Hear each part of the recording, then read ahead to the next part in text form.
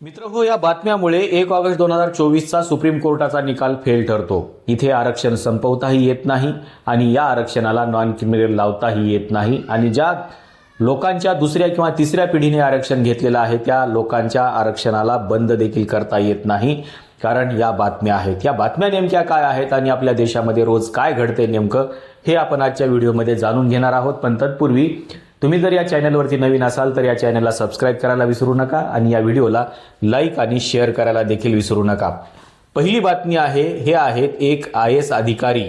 आता हे अधिकारी काय करतायत बघा। हे अधिकारी म्हणतायत की मी कधीपासून जमिनीवरती बसलो आहे, तर ते म्हणतात 1.5 साल से जमीन पर बैठता हूं। दलित अधिकारी ने लगाया आरोप, कहा मेरे लिए कुर्सी टेबल नहीं।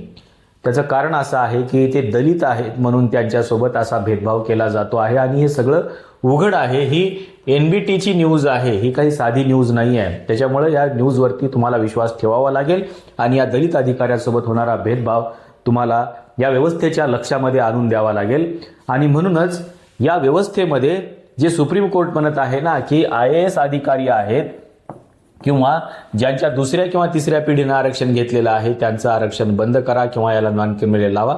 हे का लावता येत नाही? कारण अधिकारी झाल्यानंतरही त्याच्यासोबतचा भेदभाव जो आहे हा सामाजिक भेदभाव कमी होत नाही आणि म्हणून या IAS अधिकाऱ्याच्या मुलाला देखील आरक्षणाची गरज आहे आणि त्याच्या दुसऱ्या पिढीला देखील आरक्षणाची गरज आहे। या IAS अधिकाऱ्याचा पगार जरी समजा 12 लाखाच्या पुढे असला तरी या IAS अधिकाऱ्याला नॉन क्रिमिनल लावता येत नाही, कारण नॉन क्रिमिनल हा त्याच्या सामाजिक भेदभावापासून त्याला दूर घेऊन जात नाही। त्याच्यामुळे त्याचं उत्पन्न जरी वाढलेलं असलं तरी त्याच्यासोबतचा भेदभाव मात्र काही कमी होत नाही आणि म्हणून या अधिकाऱ्याला एकतर आरक्षणाची गरज आहे, त्याच्या पुढच्या पिढीला आरक्षणाची गरज आहे आणि त्याला नॉन क्रिमिनल देखील लावता येणार नाही। त्याचं पुढचं उदाहरण आपण बघूया। या पुढच्या उदाहरणामध्ये आपल्याला असं दिसेल, हे आहेत देशाचे माजी राष्ट्रपती रामनाथ कोविंद। आता रामनाथ कोविंद यांच्यासोबत काय भेदभाव झालाय हा जर प्रश्न तुम्ही विचारला तर तुमच्या लक्षात येईल की रामनाथ कोविंद हे एका जगन्नाथ मंदिरामध्ये गेले होते पण त्यांच्यासोबत दुर्व्यवहार झाला। ही BBCची न्यूज आहे आणि या BBCच्या न्यूजमध्ये त्यांनी सांगितलेलं आहे की त्यांच्यासोबत त्यांची पत्नी देखील होती आणि त्यांना कशा पद्धतीचं म्हणजे दलित आहेत म्हणून त्यांच्यासोबत कशा प्रकारचा भेदभाव झाला। ही बातमी खूप जुनी नाही आहे, ही बातमी 2018 मधली आहे, त्याच्यामुळे तुमच्या ते लक्षात येईल। दुसरी महत्त्वाची गोष्ट म्हणजे काल मल्लिकार्जुन खरगे हे संसदेमध्ये बोलत होते आणि ते म्हणत होते की मी दलित आहे आणि माझ्यासोबत अनेक वेळेस भेदभावाची वागणूक झालेली आहे। आता त्यांचं जे काही म्हणणं होतं त्या म्हणण्याला तुम्हाला मला म्हणजे वास्तव ठरवण्याची किंवा त्याची सत्यता पडताळण्याची गरज नाही, कारण थेट JP नड्डा म्हणतायत की मल्लिकार्जुन खरगे यांच्यासोबत जे झालेलं आहे ते म्हणतायत की खरगे का संसद में छलका दर्द हे जे स्टेटमेंट केलेलं आहे त्याच्यावरती JP नड्डा देखील म्हटलेलं आहे की मला याचं दुःख वाटतं आहे आणि म्हणून सरकारनं जर कबूल केलं असेल की यांच्यासोबत भेदभाव होतो तर आपण याला डावलू शकणार नाही आणि म्हणून राष्ट्रपती जरी झाले असले रामनाथ कोविंद, या देशाचे पहिले नागरिक जरी असले तरी त्यांच्यासोबतचा भेदभाव कमी झाला नाही। आणि मल्लिकार्जुन खरगे हे देशाच्या संसदेमध्ये दलितांचं नेतृत्व जरी करत असले किंवा भारताचं नेतृत्व जरी करत असले आणि ते काँग्रेसचे अध्यक्ष जरी असले तरीही त्यांच्यासोबतचा भेदभाव कमी झालेला नाही आणि म्हणून मल्लिकार्जुन खरगेंनाही आरक्षणाची गरज आहे आणि त्यांच्या मुलाला देखील आरक्षणाची गरज आहे आणि मल्लिकार्जुन खरगेंच्या कुटुंबातल्या कुठल्याही व्यक्तीला नॉन क्रिमिनल देखील तुम्हाला लावता येणार नाही, कारण त्यांच्यासोबतचा जो सामाजिक भेदभाव आहे, सोशल डिस्क्रिमिनेशन आहे ते कमी झालेलं नाही। म्हणून ज्या आधारावरती हे सगळं आरक्षण दिलं गेलेलं आहे त्याचे आधार जोपर्यंत कायम आहेत तोपर्यंत आरक्षण कायम राहील। आता त्याच्या पुढची बातमी आपण बघूया। हे तीच बातमी आहे, दुसरी बातमी आहे रामनाथ कोविंद यांच्यासोबत झालेला भेदभाव। ही बातमी देखील 2018 मधली आहे आणि या बातमीमध्ये असं म्हटलेलं आहे, दलित होने पर राष्ट्रपति को मंदिर में नहीं दिया गया प्रवेश, SDM ने किया खंडन। असं जरी म्हटलेलं असलं तरी हे तितकंच खरं आहे आणि त्यांच्यासोबत देखील तशा प्रकारचा भेदभाव देखील झालेला आहे। यानंतर खंडन करणे वगैरे या गोष्टी चालू राहतात पण जो भेदभाव झाला तो कायम राहून जातो। दुसरी महत्त्वाची गोष्ट म्हणजे सुप्रीम कोर्टाचे मुख्य न्यायाधीश झाले म्हणून BR गवई यांचा अनेक ठिकाणी सत्कार झाला पण तरीही लोकांच्या मनामधली जात गेली नाही आणि म्हणूनच त्यांच्यावर काय झालं, जूता फेकणे की घटना म्हणजे त्यांच्यावर बूट फेकला गेला। हे आपण आपल्या डोळ्यांनी बघितलेलं आहे।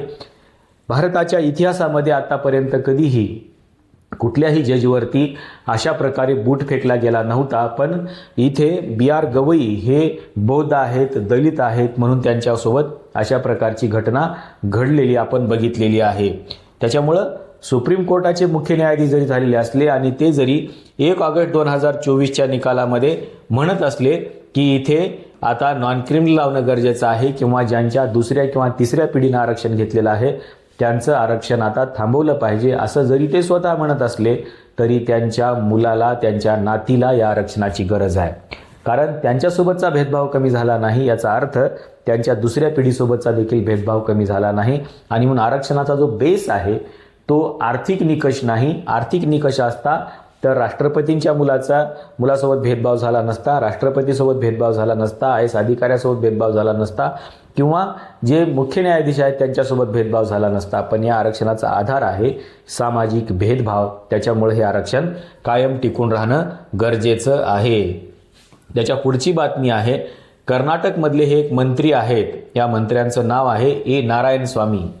आता हे मंत्री जे आहेत ना, हे मंत्री एका गावामध्ये गेले होते आणि त्या गावामध्ये या मंत्र्यांना प्रवेशच करू दिला गेला नाही, कारण जातीगत भेदभाव की हद दलित सांसद को नहीं आने दिया गाव में. म्हणजे त्याला गावातच येऊ दिले नाही त्या मंत्र्याला, अशी परिस्थिती आहे. जरी तो मिनिस्टर असला तरी तुम्ही तर साधारण गोष्टी सांगताय की गावामध्ये आहे, त्याला जमीन आहे, त्याला नोकरी आहे, त्याचं उत्पन्न 12 लाख आहे, इथे राष्ट्रपती आहेत, IAS अधिकारी आहेत, हे नारायणस्वामी मंत्री आहेत, B.R. गवई हे चीफ जस्टिस होते, पण त्यांच्यासोबतचा सामाजिक भेदभाव कमी झाला नाही आणि म्हणून त्यांचं आरक्षण काढून घेता येणार नाही आणि त्यांच्या आरक्षणाला नॉन क्रिमिनल देखील लावता येणार नाही. आता दुसरं एक उदाहरण मी तुम्हाला देतो. हे आहेत जस्टिस कर्णन. यांचं प्रकरण अनेक दिवस चाललं. ते दलित आहेत म्हणून त्यांच्यासोबत कशा प्रकारचा भेदभाव केला गेला हे आपल्या समोर आहे. लोकांनी त्यांना वेडं आहेत इथपर्यंत ठरवायला देखील कमी मागे पुढे बघितले नाहीत, पण हा व्यक्ती जज होता आणि त्याच्यासोबत कशा प्रकारचा भेदभाव झाला हे आपण बघितलेलं आहे. आता या सगळ्या घटना ज्यावेळेस तुम्ही बघता त्यावेळेस तुम्हाला असं वाटतं का की आरक्षण संपलं पाहिजे? आरक्षणाचा आधार ही जाती व्यवस्था आहे, आरक्षणाचा आधार इथला सामाजिक भेदभाव आहे आणि जोपर्यंत सामाजिक भेदभाव आहे, जातीय भेदभाव आहे, सोशल डिस्क्रिमिनेशन आहे, तोपर्यंत हे आरक्षण कायम राहणार आहे. इथे कुणाचा आर्थिक दर्जा कितीही जरी सुधारला, कोणी कितीही श्रीमंत झाला आणि देशाच्या सर्वोच्च पदावर जरी जाऊन बसला तरी त्याच्यासोबतचा सामाजिक भेदभाव कमी होत नाही आणि म्हणून यांचं आरक्षण काढूनही घेता येत नाही आणि त्यांना नॉन क्रिमिनल लावताही येत नाही. आणि म्हणून या देशामध्ये जेवढे काही सुप्रीम कोर्टाने निकाल दिले आणि जो काही 1 ऑगस्ट 2024 रोजी निकाल दिला गेला की आता दुसऱ्या किंवा तिसऱ्या पिढीला आरक्षण देण्याची आवश्यकता नाही, असं करता येणार नाही, कारण त्यांच्यासोबतचा भेदभाव कमी झाला नाही किंवा त्यांना नॉन क्रिमिनल लावता येणार नाही कारण त्यांच्यासोबतचा सामाजिक भेदभाव कमी झाला नाही. जरी त्यांचे आर्थिक सोर्सेस वाढले असले, आर्थिक उत्पन्न वाढलं असलं तरीही किंवा त्यांचा जरी दर्जा वाढला असला तरी त्यांचं सामाजिक स्टेटस आणखीनही वाढलेलं नाही. आणि म्हणून या देशामध्ये जोपर्यंत जातीय भेदभाव आहे, जोपर्यंत सामाजिक भेदभाव आहे आणि जोपर्यंत इथं हे डिस्क्रिमिनेशन सुरू राहणार आहे वेगवेगळ्या स्तरावरचं, तोपर्यंत आरक्षण काढूनही घेता येणार नाही, आरक्षण संपवताही येणार नाही आणि आरक्षणाला नॉन क्रिमिनल लावता येणार नाही. त्याच्यामुळं या सगळ्या घटना ताज्या आहेत, या घटनांची पडताळणी करा आणि आरक्षणाचे आधार पुन्हा एकदा तपासून बघा, तरच तुम्हाला समजेल की आरक्षण का दिलं गेलं होतं आणि हे आरक्षण केव्हा संपणार आहे. आपल्याला नेमक्या या सगळ्या घटनांबद्दल आणि आरक्षण संपवण्याच्या आणि नॉन क्रिमिनलच्या मुद्द्याबद्दल काय वाटते सांगायला विसरू नका. या व्हिडिओमध्ये आपण इथेच थांबूया, पण तत्पूर्वी या चॅनलला सबस्क्राईब करायला विसरू नका आणि या व्हिडिओला लाईक आणि शेअर करायला देखील विसरू नका. या व्हिडिओमध्ये आपण इथेच थांबूया. धन्यवाद. जय भीम.